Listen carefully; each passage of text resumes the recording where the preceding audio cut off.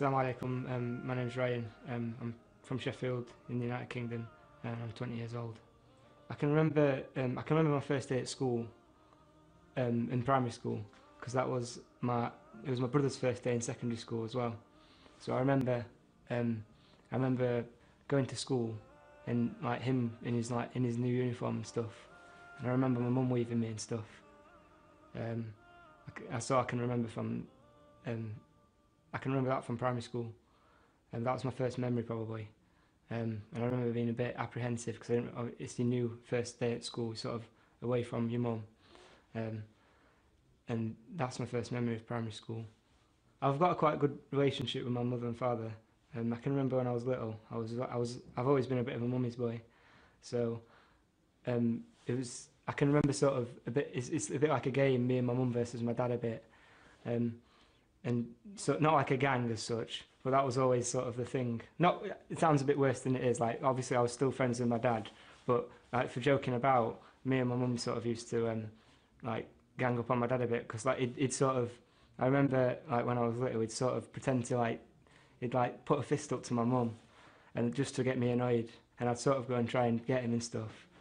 Uh, so I can. It was very nice. I had a very nice childhood. And because my brothers and sisters, they're much older than me. My brother's 28. My brother's 27, sorry. And my other two sisters are 29 and 30, so they're quite much older than me. Um, and my mum always called them the kids. So they were sort of like, they were a bit, because they're much older, they sort of took on a semi-parental role. And that's sort of that's how. So like when there's my brothers and sisters, but I see there's sort of authority, if that makes sense, because they're much older. There's sort of a semi-authority. So that's how sort of the family structure is. My brother, he's sort of. I don't know the best way to phrase it is, but he's a bit because obviously he's much older. He sort of, when my dad wasn't there, he sort of took on a much more authoritarian role. Because like my dad's quite laid back, but my brother, he's like if he like wants me to do something, he'll come down quite hard on me, so to speak. So that's I've kind of grown up with that sort of not to mess with my brother because it's fine. Like I can joke about with him, but like there's a certain or he's got a kind of authority. And my sisters, I'd say they were kind of more because they weren't as my brother's sort of. I think my brother's not an apprentice, so to speak, but my brother's sort of he's sort of taken under his ringtone, so to speak. Whereas my sisters, they've taken a more not a standoff role as such, but they've been a bit more. I don't see them as having an authority. Like I wouldn't say my brother's got an authority, but I don't see them as having like sort of a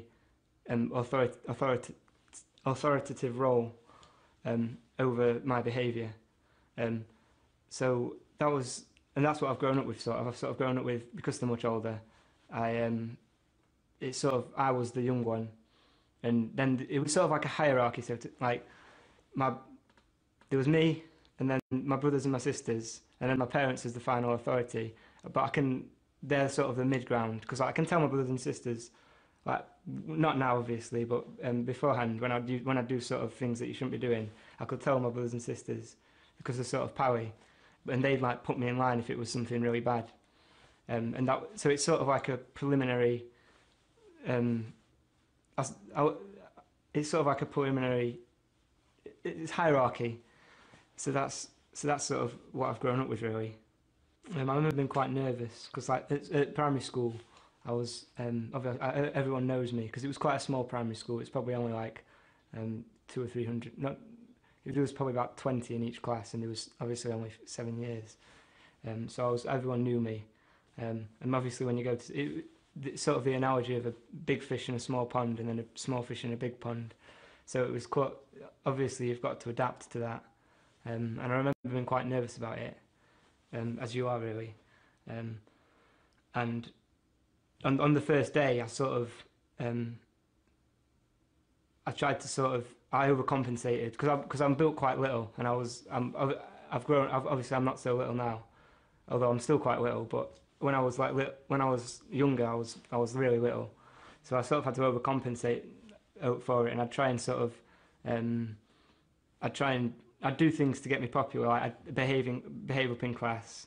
I'd do things like this just to sort of, just to make, obviously because I'm little, it was probably, I can only sort of rationally think about it now, but subconsciously it was probably sort of a defence mechanism.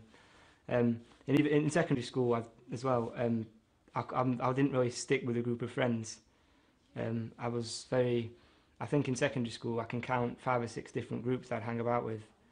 So I was sort of, I didn't have a stable sort of group of friends until I got to about 15, and then obviously it's when you're leaving school, and I'd sort of built relationships properly. But throughout secondary school, I didn't really properly build a proper friendship with anyone because I'd always had sort of a defence barrier.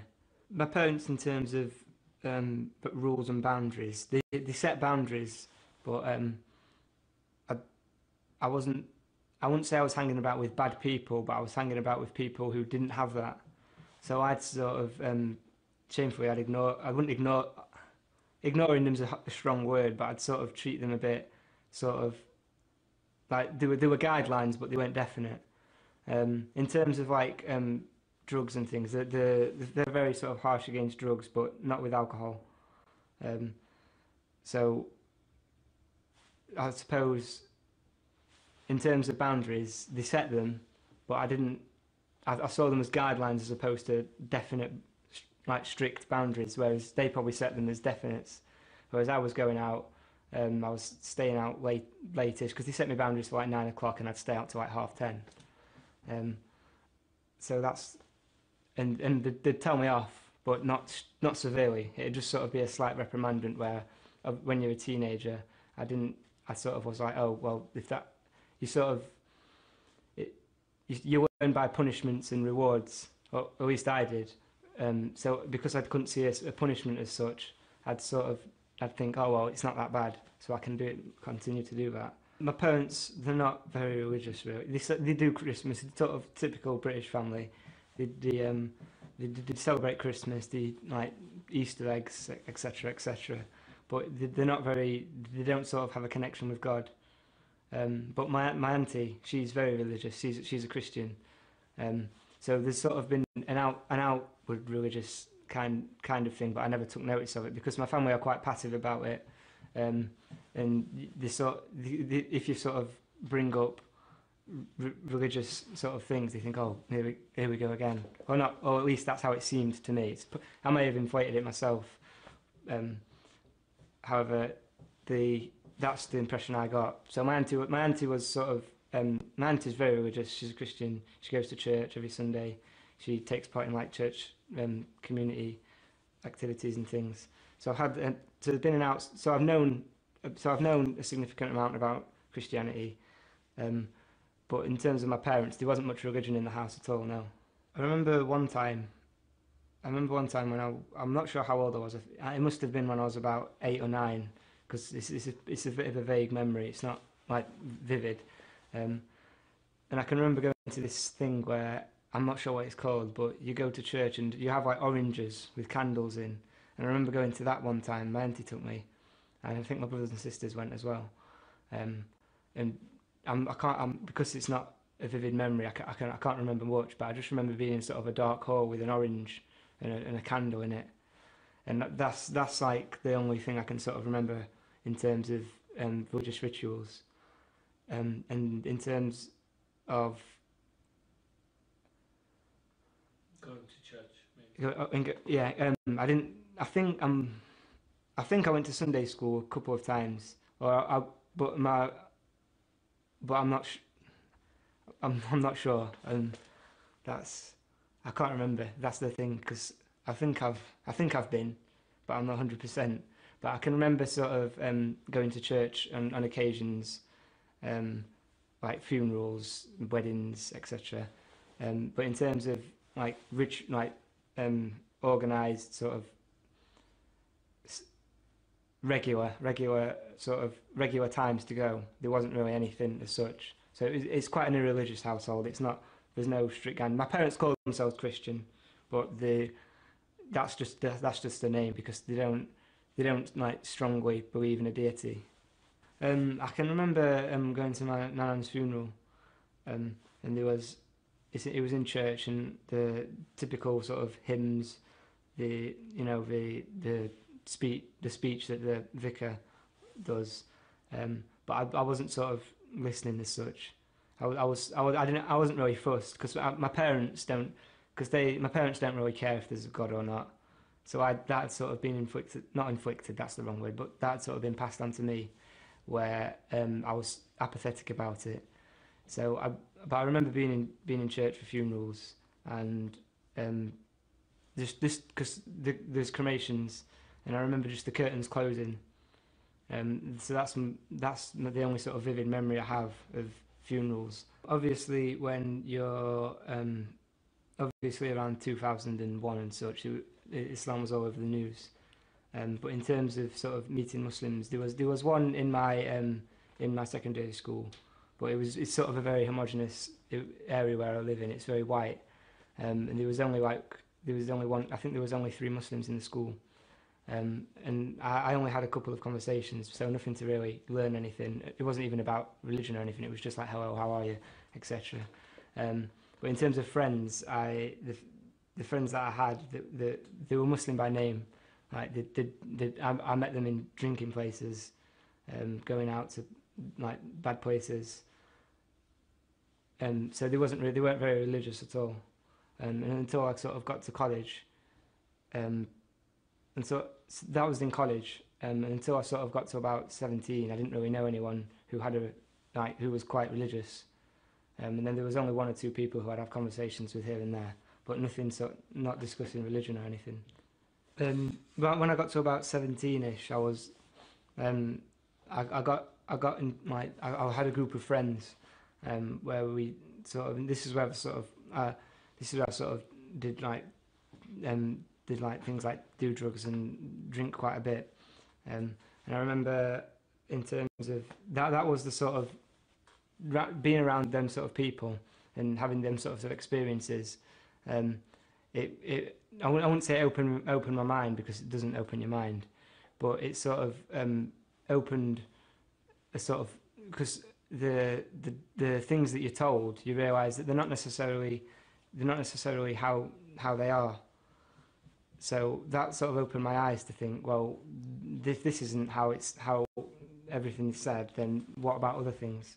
And I sort of got obviously you go through phases, and I remember being an anarchist at one point, quite passionately, and a communist as well. So it was sort of like going through phases that you do, and trying to sort of find not a purpose as such, but sort of trying to find a set thing where you can stay with it, and then that's it. And strongly believe something as well, because I think everybody needs something that you strongly believe in, just to sort of ground you, and to have a base as well, where you need boundaries for yourself as a human being. So these were sort of, even though they were political philosophies, it was sort of trying to shape my values in a sort of wider context of society, as opposed to individual, because everyone has individual values, like you don't kill people, you don't beat people up, you don't steal.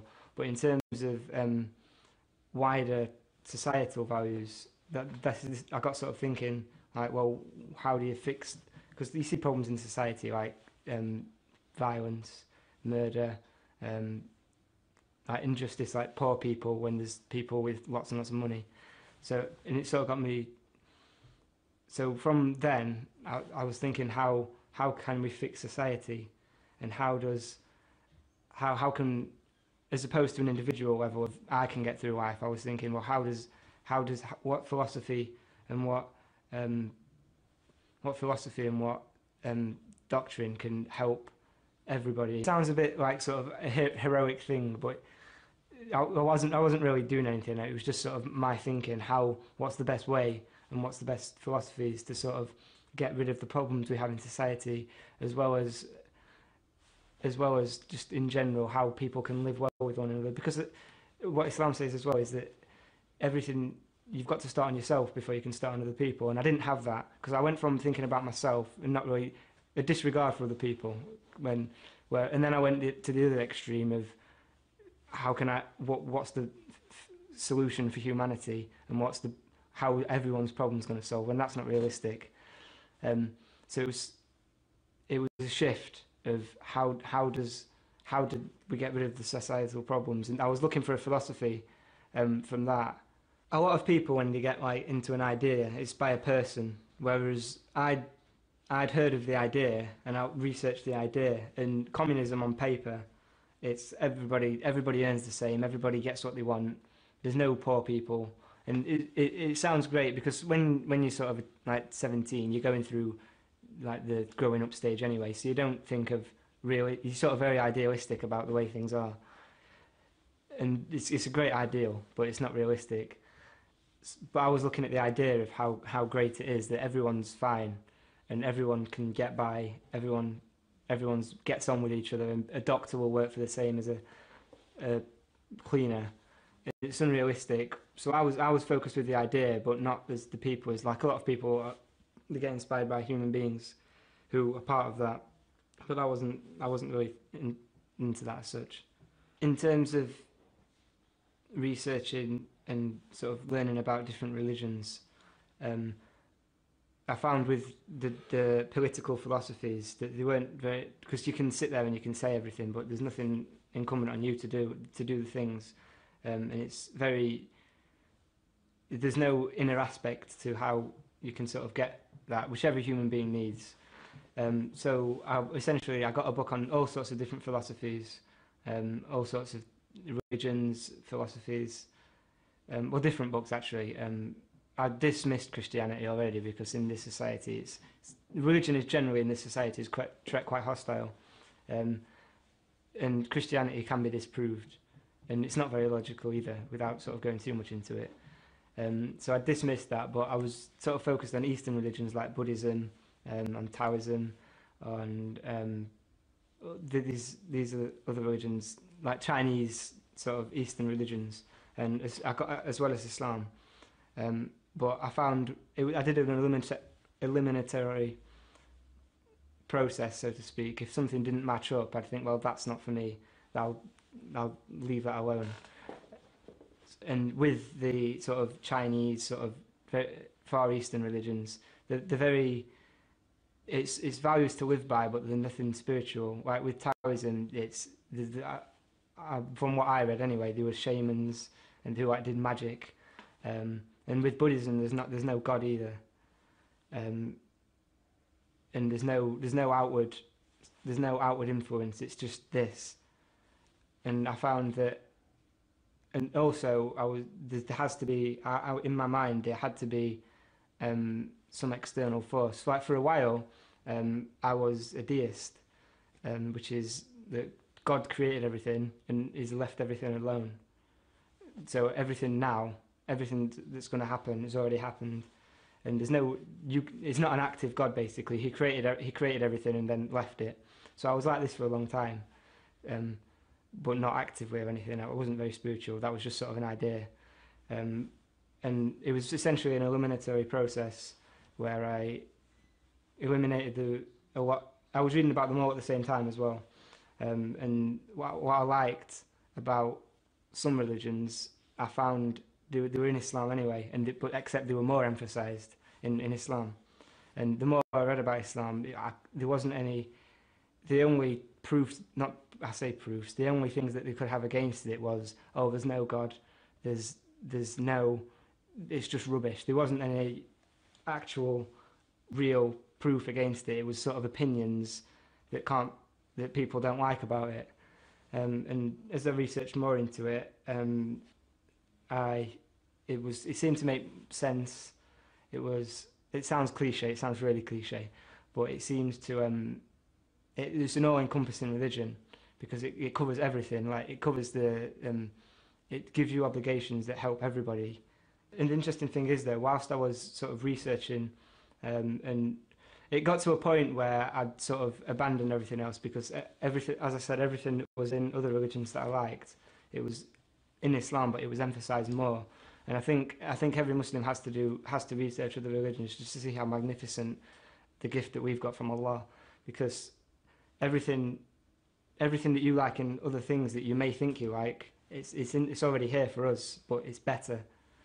Um, but back to it, as I was like sort of researching as well, when I was 17, I was doing very haram things, but I came back to them when I was sort of 19 because what had happened was because I got into when I was 17, I met new people and I was hanging about with them, but my old friends when they were 19, they were just getting into that, so it was sort of coinciding.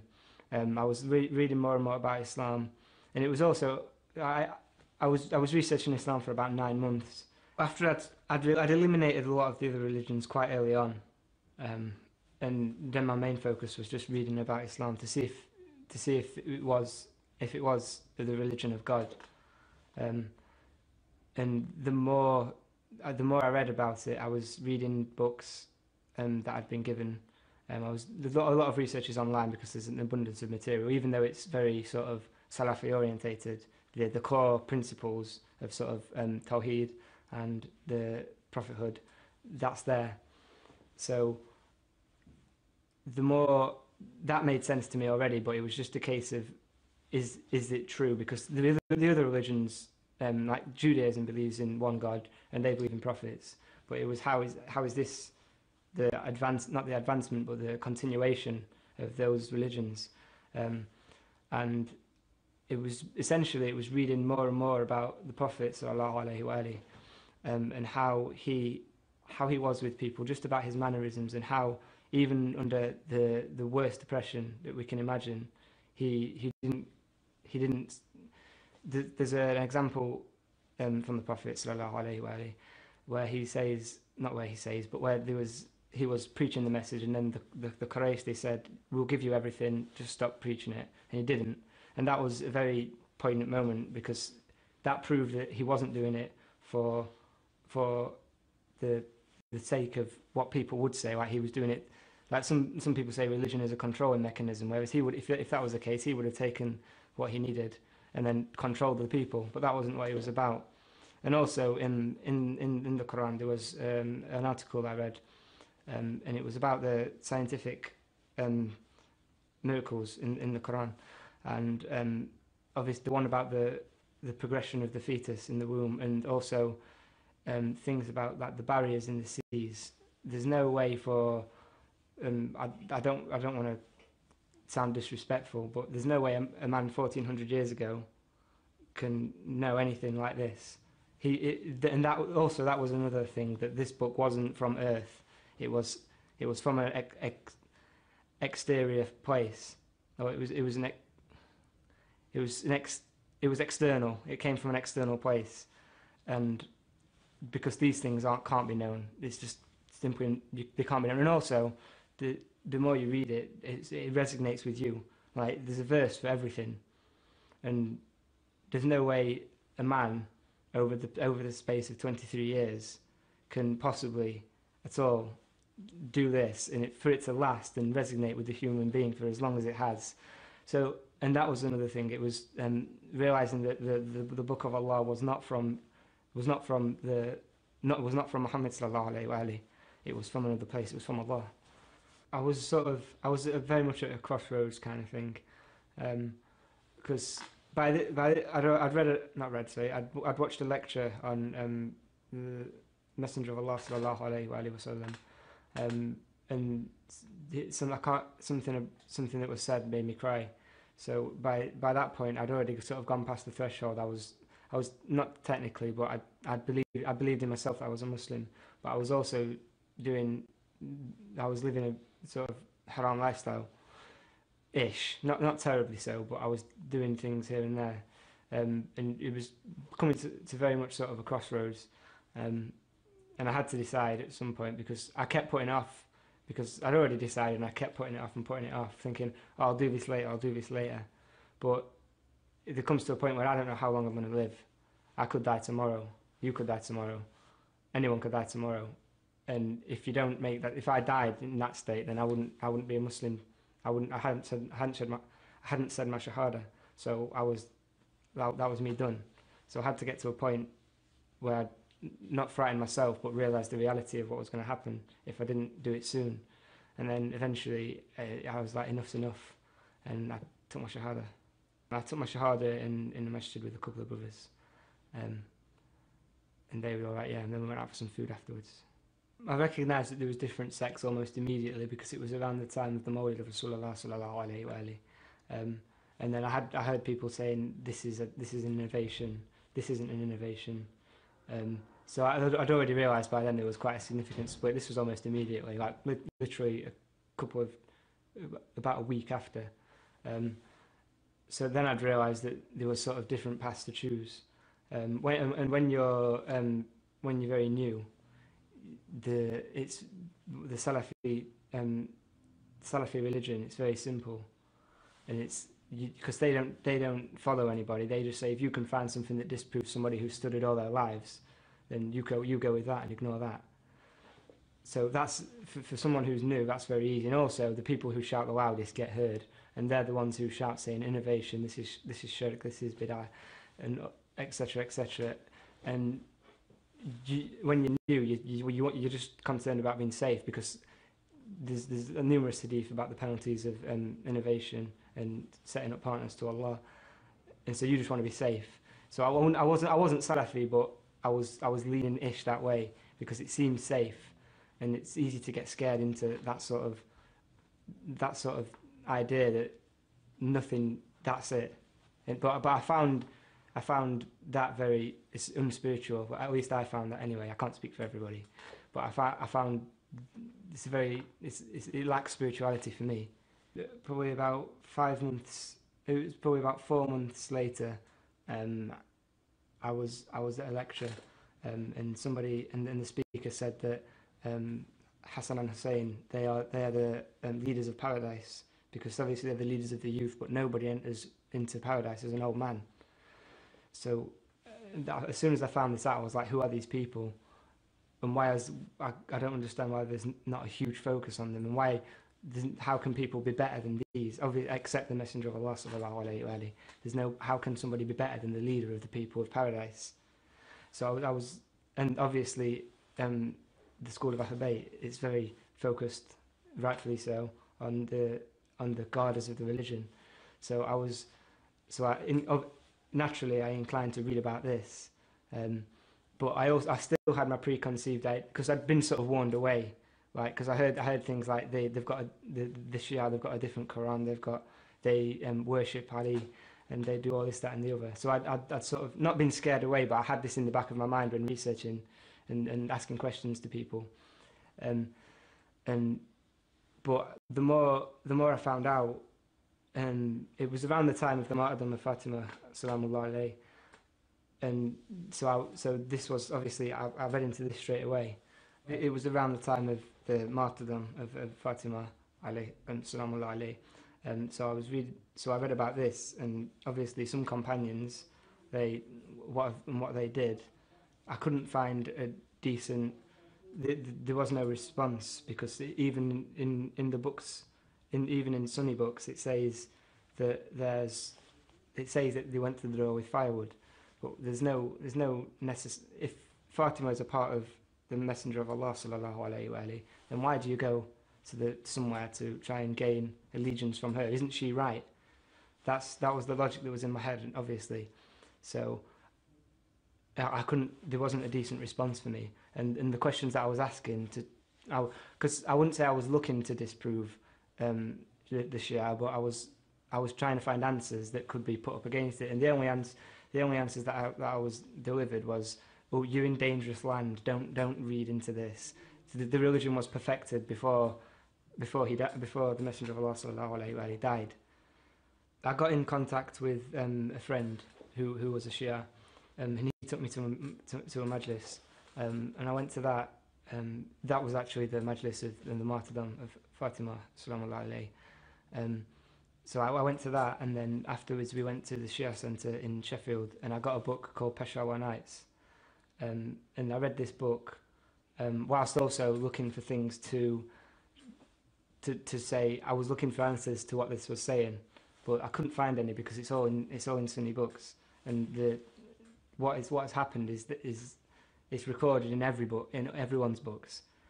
And reading this book, I learned more and more, and also before, after I realised what had happened to the Prophet's daughter, um, I was that was enough for me to dismiss that was enough for me to dismiss the religious guidance of these people or any credibility that they have, because for me and for any Muslim really, if the Prophet's daughter is under attack, then what? There's only one allegiance, because he's from the Prophet. So obviously the credibility of these individuals for me isn't there anymore. So and reading this book as well, and also just trying to find responses from the Sunni imams that was in Sheffield, I couldn't find any reasonable ones, because they wasn't giving me anything to sort of go with and stay here. So it was becoming more and more evident that there's a cover up somewhere along the line. It's either complicit or it's just ignorance.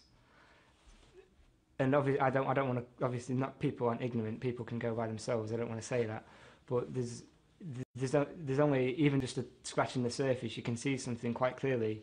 It's not how it is, and it's not how it's said to be.